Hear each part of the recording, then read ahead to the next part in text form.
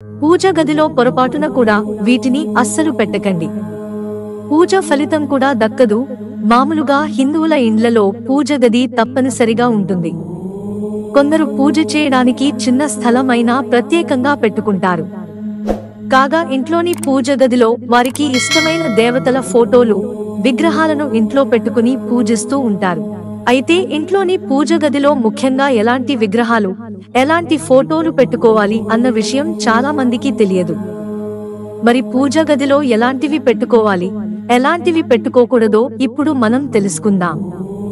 పూజ గదిలో దేవుడి విగ్రహాలు, ఫోటోలు, పూజా సామగ్రి తప్ప మరేమీ కనిపించకూడదు. వాస్తు శాస్త్రం ప్రకారం దేవుని గదిలో కొన్ని విగ్రహాలను ఉంచకూడదు. అలాంటి విగ్రహాలు పెట్టినా ఆ గదిలో ఎంత పూజ చేసినా పూజలు చేసిన వారికి ఫలితం దక్కదు అంటున్నారు పండితులు. వాస్తు ప్రకారం పూజ గది ఇంట్లో ఈశాన్య మూలలో ఉండాలి. లేదంటే తూర్పు లేదా పడమర దిశలో పెట్టవచ్చు. కానీ ఉత్తరం లేదా దక్షిణం వైపు ఎప్పుడూ పూజ గది ఉండకూడదు. అయితే ఇంటి వాస్తు ప్రకారం ఉత్తరం వైపు పూజ గది పెట్టుకోవడం కొందరికి మంచిదే అని వాస్తు నిపుణులు చెబుతున్నారు. అలాగే పూజా గదిలోని విగ్రహాలు సరైన క్రమంలో ఉండాలి. పూజ గదిలో దృష్టి దేవుని విగ్రహాలను ఇంట్లోని పూజా గదిలో ఎప్పుడూ ఉంచకూడదు. ఎందుకంటే పూజా గదిలో ఏదైనా దేవత విగ్రహాన్ని అసంతృప్తి లేదా కోపంతో ప్రతిష్ఠించడం వల్ల మనస్సులో అశాంతిని సృష్టిస్తుంది. అది క్రమంగా ఇంట్లో గొడవలకు దారితీస్తుంది. పూజ గదిలో కాళీ, భైరవ, రాహు, కేతు, ఉగ్రదేవతల విగ్రహాలు, ఫోటోలు అస్సలు ఉంచకూడదు. శని దేవుడు అందరికీ న్యాయాధిపతి అని అంటారు. ప్రతి ఒక్కరికి శని అనుగ్రహం అవసరమని అంటున్నారు. అయితే ఇంట్లో శని విగ్రహాన్ని అస్సలు పూజించకూడదు. ఇంట్లోని పూజా గదిలో ఉంచడం అశుభంగా భావించాలి.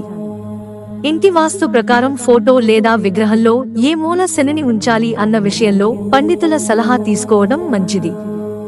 అదే విధంగా శాస్త్రం ప్రకారం ఇంట్లో నరసింహ విగ్రహాన్ని పూజించకూడదట.